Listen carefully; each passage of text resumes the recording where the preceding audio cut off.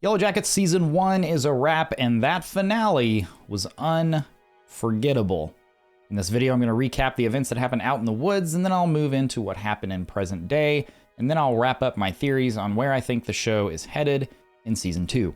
As with every recap video, this one contains all the spoilers from the episode, so if you haven't seen it yet and you don't want to be spoiled, be sure to come back to this later.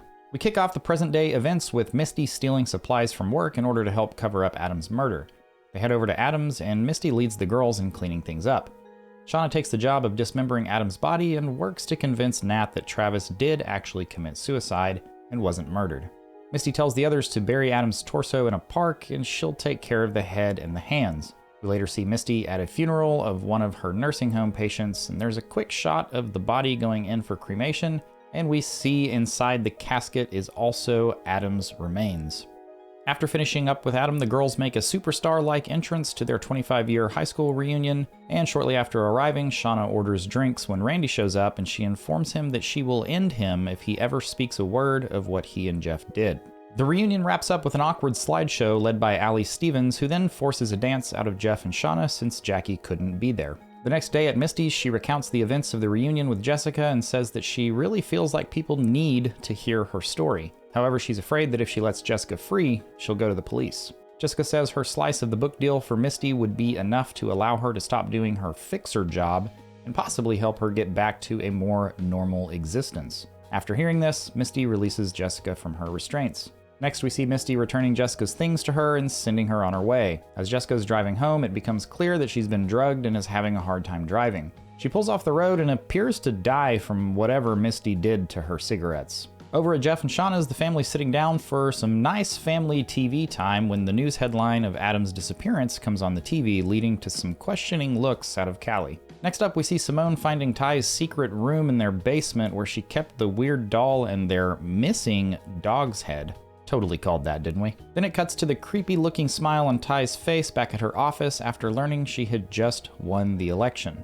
Over at Nat's, it's looking like she is about to commit suicide when there's a knock at her door and several people barge in and kidnap her. A man in this group is wearing a necklace bearing the same symbol we've seen throughout the show. They take Nat out of her place, throw her in the back of a van, and take her away. As all of this is going on, we hear a voicemail being left by Susie, the banker, who says that Lottie Matthews was the one behind the withdrawal from Travis's bank account.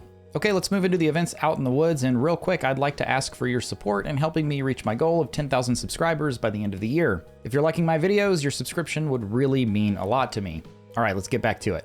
The episode opens up with the girls waking the next day after doom coming and realizing what they had done the night before. The girls return to the cabin and argue with Jackie over who went the craziest the night before, and Ben interjects that everyone did and said some stuff that they didn't mean because of the shrooms. While Misty's defending her actions and placing blame on Mary for putting the shrooms into the stew, a bear enters the campsite. Nat has the gun and isn't at the cabin with them, so Lottie takes the knife and approaches the bear. As if to be entranced, the bear lays before Lottie, allowing her to kill it. The girls then prepare the meat to be cooked and consumed. Misty tries to help out, but the group seems to be pushing her away after the mishap with the shrooms. Van tells Tess that after she was attacked, she saw a sort of vision that something was out in the woods with them. Van seems to be falling in line with whatever Lottie has going on out there. The girls sit down for dinner, and Van asks Lottie how she knew they wouldn't be hungry for much longer, and Lottie says she just did. Lottie then leads them in a prayer of thanks for their bear-sized blessing.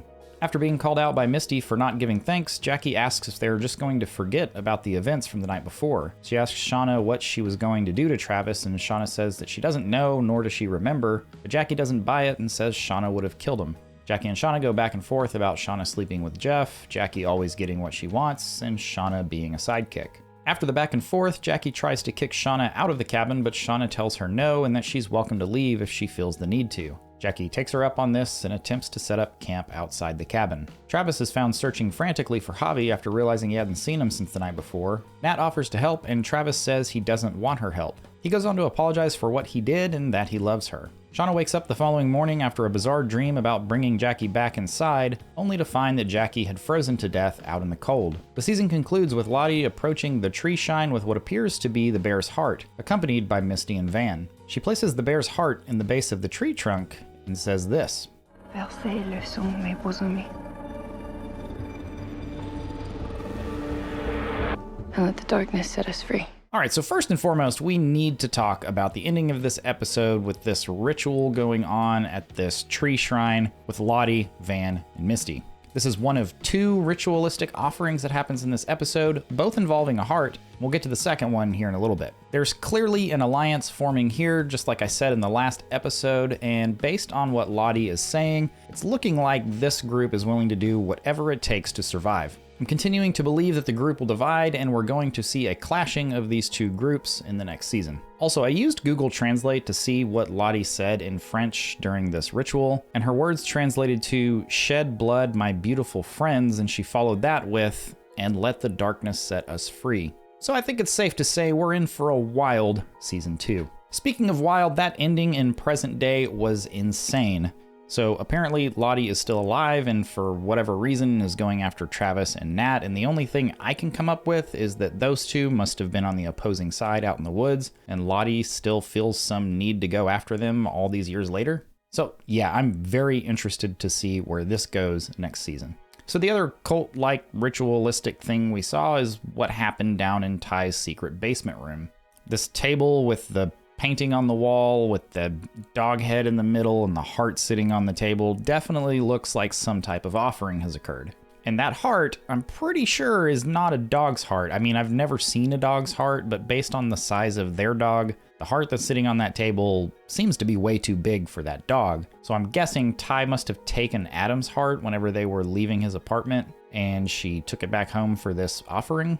Based on the news anchor's words that the election was much closer than anyone had predicted, I'm thinking that Ty must have used that heart and the dog head, and I don't know if the doll was related at all, but the doll was there too, as some type of offering to whatever deity it is that they're making these offerings to, and then it seems to have worked and she won the election. If you still don't think this show is supernatural in some way, I'm not really sure what else is going to convince you after this episode. So we're left with many unresolved storylines in this episode, including Javi's whereabouts. Surely this kid is dead, but I'm guessing that when they find his body, there's going to be some shocking discovery.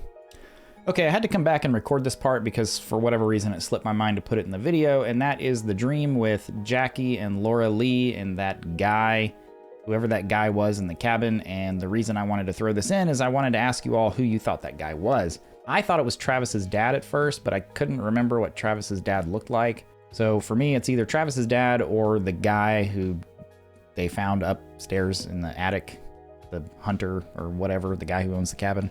I know there's probably going to be a lot of discussion around that point, around that dream, so I wanted to include it in the video and ask you for your thoughts, so be sure to let me know in the comments. So that's everything that stood out to me and everything that's on my mind after this episode. What are you thinking? Be sure to let me know in the comments what your theories are for next season and what you hope to see in season 2. Thank you for joining me this season, and I look forward to talking more shows with you in the future.